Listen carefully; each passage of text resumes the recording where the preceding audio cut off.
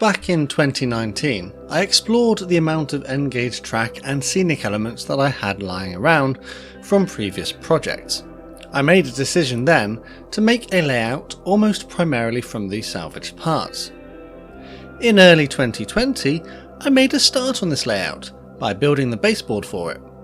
Nothing too exciting, just a simple 4x2 foot frame. And then, nothing. Life just got in the way. I focused on other projects like my 00 gauge garden railway, and this smaller layout became a little neglected. That was until the winter of 2020, where I found some time to rekindle my interest in this railway and begin the next stage of its development. Hello everyone, Matt from Model Minutes here, and welcome to the next instalment of my N-gauge project. Join me in this video as I begin the track laying process and see if I can get some trains running. It's winter 2020 and I'm working in my garage. The lighting might be a little weird at times because I'm using this single overhead light. The track I'm using has all been recycled from previous projects. It's not in the best of conditions, but I'm hoping it will still work.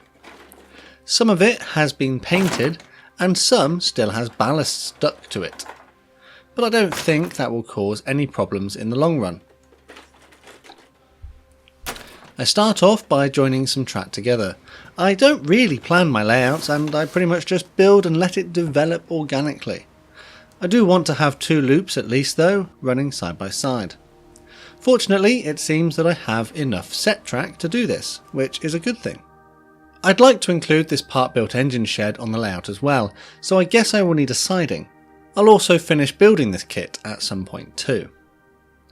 I had a length of track with an inspection pit already attached, so that will work perfectly for the shed. I joined it to the outer loop of track with a medium radius Insel frog point. With the inner loop now laid out on the baseboard, I gave the track a quick clean with a track rubber. I'm going to press this 9V battery to the rails and see if I can get a loco to run. And there is life! So the inner loop is complete. All I need to do now is finish the outer one. I used a few pieces of flexible track on the outer loop to make up the length required, which meant snipping a few bits. I cut the track to the right size and then slipped a joiner on the rail before connecting the tracks up.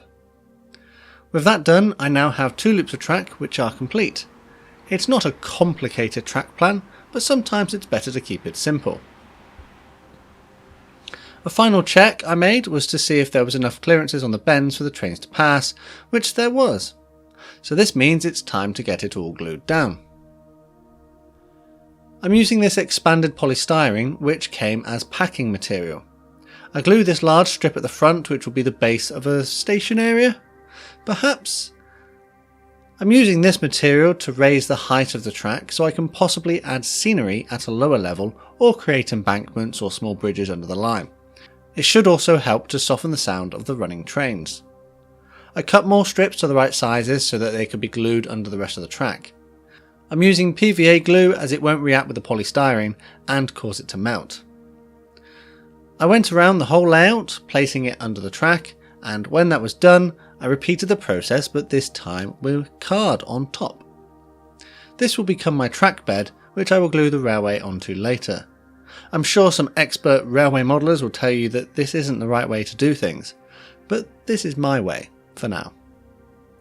Having glued the cardboard on top, I then weighed it down with some heavy objects. This will keep it in place as the glue dries.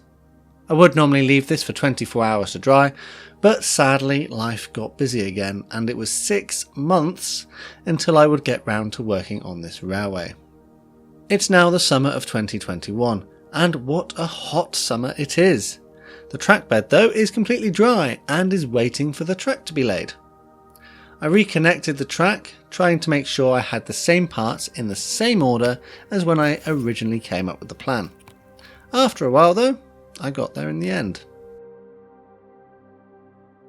The inspection pit for the shed is sitting on top of the track bed. This is easily solved. I marked around it with a pen, then cut out the cardboard. Removing this cardboard gives enough space for the inspection pit to sit onto. I'm going to use this Yoo-Hoo general purpose glue to hold all the track down. It dries quite strong and quickly, but it does allow enough time to move things around if I need to. This is pretty much a simple job of either coating the baseboard or bottom of the track with glue. Getting it in position, then popping something on top to hold it in place whilst it dries. I'll go around the whole layout doing this until all of the track has been glued down.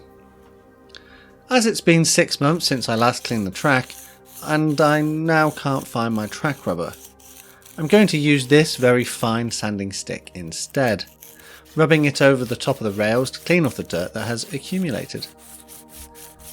And just like my 00 gauge railway, I'm going to use some of this isopropyl alcohol to wipe off the top of the rails to give them a bit more of a clean. This will evaporate quite quickly and leave a good, clean, residue-free finish. With the layout done, it's time to check and see if it still works. I'm going to use my 9V battery again, simply clipped to the track with some crocodile clips. I'll figure out some proper wiring next time. So, moment of truth. Will it all work? Yes, it would appear so. There are a few areas that need a bit more of a clean, but that is something I can work on. I did want to see if the point and siding would work though. Sadly not. I think the point blades need a bit more of a clean. I'll see if I can get that working for a future video. Other than that though, it would seem that I have 2 circuits of track, which, for the most part, are working absolutely fine. I messed about with a few different locos and rolling stock and didn't really encounter any derailments, just a bit of dirty track here and there. I think though it's time to wrap this video up. I'm really glad that I've managed to make some progress on this project, and maybe next time I'll take a look at the wiring to see if I can hook up a proper controller. If you'd be interested in seeing that, and perhaps some basic soldering skills, let me know down in the comments. If you're new here and would like to see more modelling videos, don't forget to subscribe and click that like button to let me know you enjoyed this one. Shout out to my patrons and channel members. Massive thanks to these guys on screen for helping support the channel. Finally, a big thank you to you for watching this one, and I'll see you on the workbench, or perhaps the railway, next time.